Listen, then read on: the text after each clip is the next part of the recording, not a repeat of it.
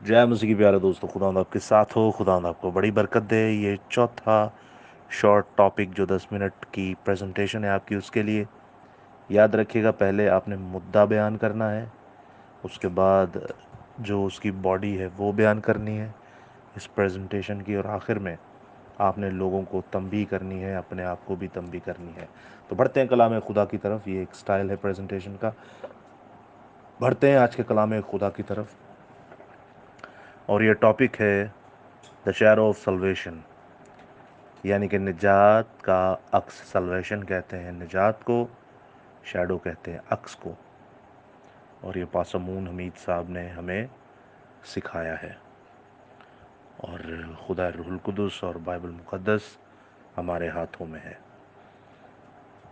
तो अजीज़ों, हम जानेंगे कि निजात का अक्स कैसे हमें ओल्ड टेस्टमेंट में यानी फर्स्ट कैनन में नज़र आता है। निजात का अक्स हमें पहले अहदनामे में किस तरह नज़र आता है।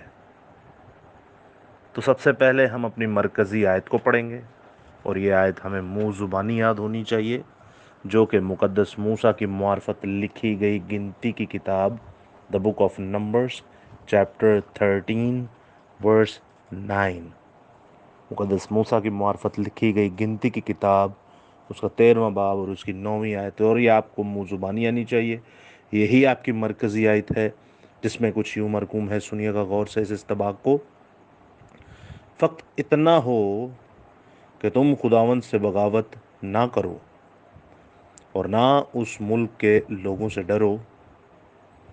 वो तो हमारी खुराक हैं, उनकी पनाह उनके सर पर से जाती रही है, और हमारे साथ खुदावंद है, सो उनका खौफ ना करो। कलाम खुदा का पढ़ा, सुना, समझा और कबूल किया जाना हम सबों के लिए बाइस बरकत का सबब हो। खुदा का शुक्र हो, आमीन।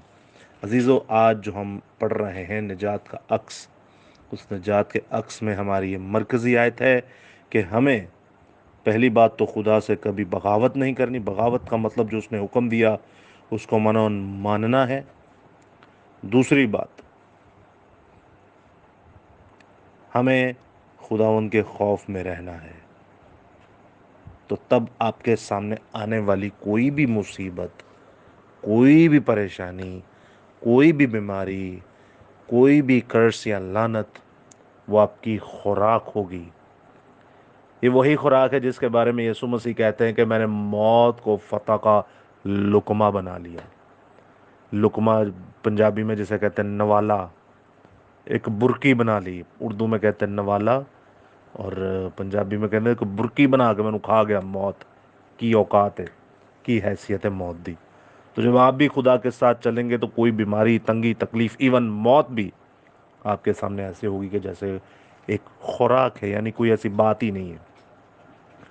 तो जो इस द शैडो ऑफ सल्वेशन में, निजात के अक्स में, हमने मरकज़ी आयत पढ़ी, और इसमें दो जो मेन किरदार हैं उन पर आज हम नज़र करेंगे। पहला है यशवा और दूसरा है कालिब। आप सभी जानते हैं, जब गिनती की किताब उसका 13वां बाब पढ़ते हैं और 14वां बाब पढ़ते हैं, आपने इनको पढ़ना भी है, ये आपके लिए बड़ा मुफीद है। जब आप पढ़ते हैं तो याद रखिएगा अजीज़ों, यहूदा के कबीला में से कालिब को चुना गया, और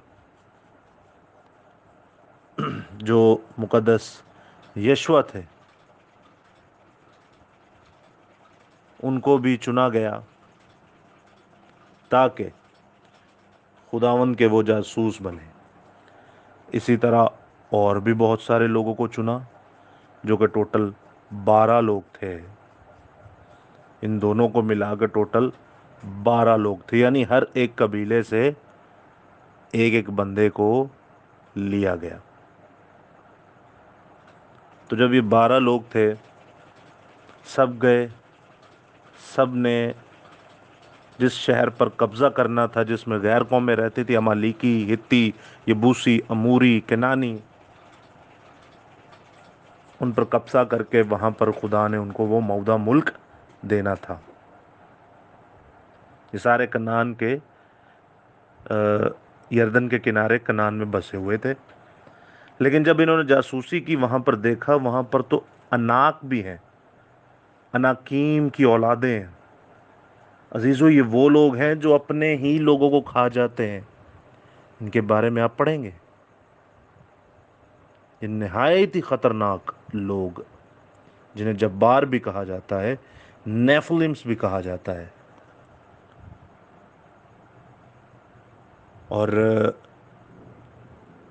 آپ دیکھتے ہیں کہ یہ جب دیکھتے ہیں کہ وہاں پہ جبار ہیں، جباروں کی نسل سے اناکیم ہے، اناک کی نسل ہے، تو ان کے سامنے ہم تو ایسے جیسے ٹڈے ہیں، بلکہ ان کے اپنے جو شہر کے لوگ ہیں وہ ایسے جیسے ٹڈے ہیں، تو کیسے ہوگا سب؟ اور جب وہاں کا پھل لے کر آتے ہیں تو وہ پھل جو ہے انگور کا جو ایک گچھا ہے وہ ایک لاٹھی پر لٹکا کر لاتے ہیں،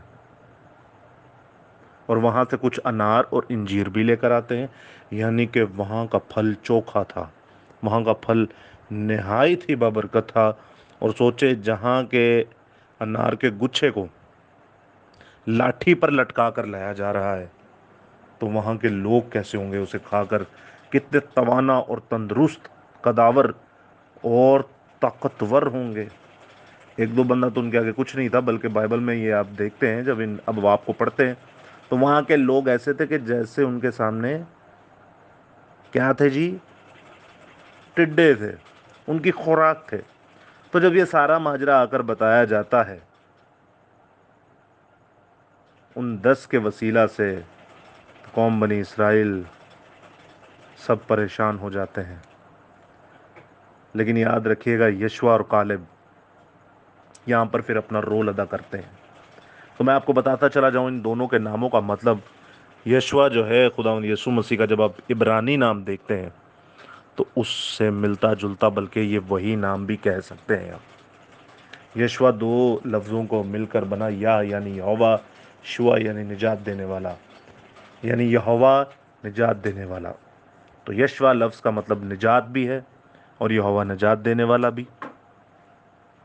اور آپ اسی طرح کالب لفظ کا دیکھتے ہیں، کالب لفظ کا مطلب ہے ایمان۔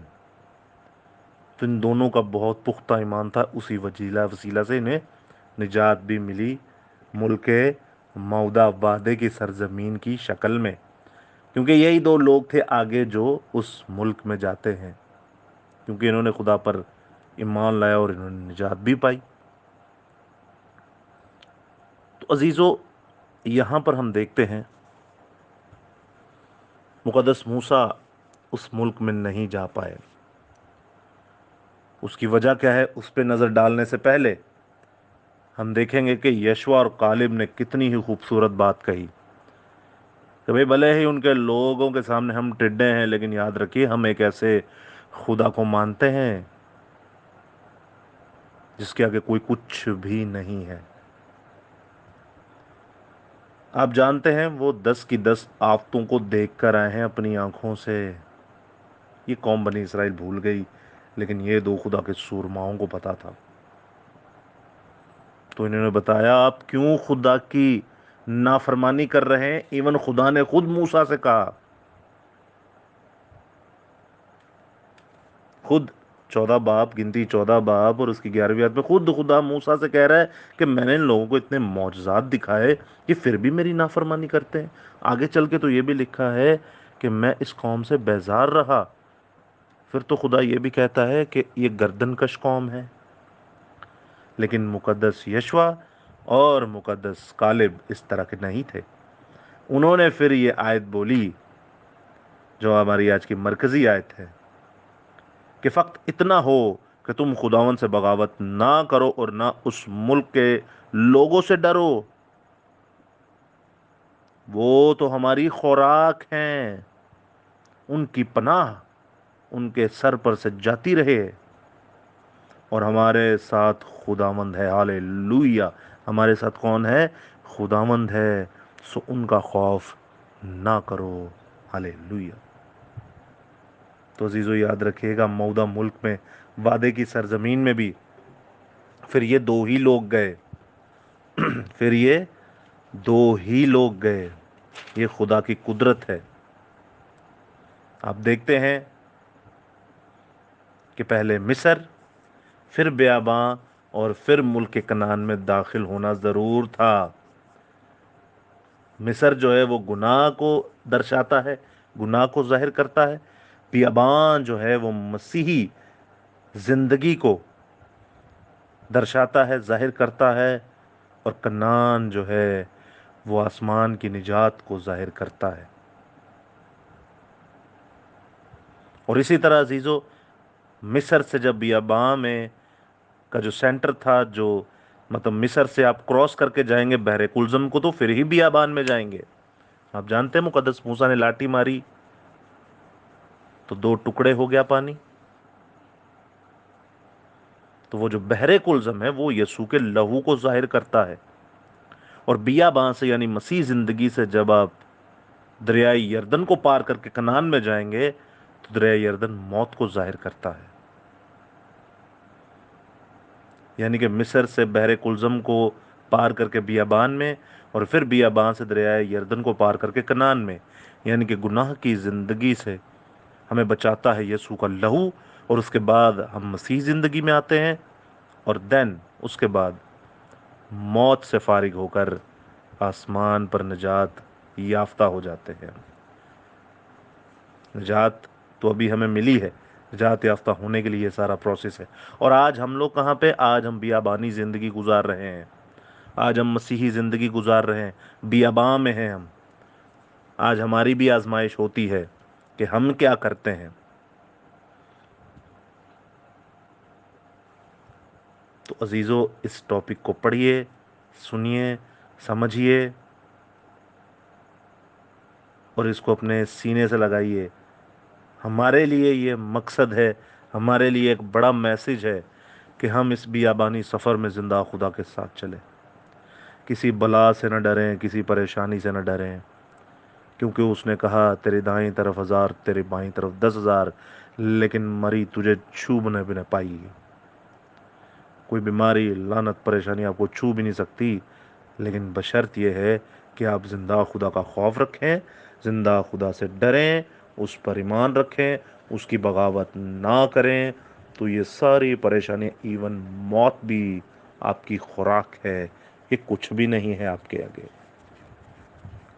اور آپ دیکھتے ہیں مقدس موسیٰ جو ہے وہ نہیں جا پائے ملک کنعان میں، کیونکہ مقدس موسیٰ جو ہے وہ شریعت کو درشاتے تھے، اور مقدس یشوع نجات، اور مقدس کالب ایمان کو۔ ایمان اور نجات کے وسیلہ سے آپ زندہ خدا کے ساتھ چلتے ہیں، اس کے حکموں کو مان کر اس کے ساتھ آسمان پر جاتے ہیں۔ جو اس کے کہے پر عمل کرے گا وہی آسمان کی بادشاہی میں جائے گا۔ ہالے لویا! خداوند آپ کے ساتھ ہو۔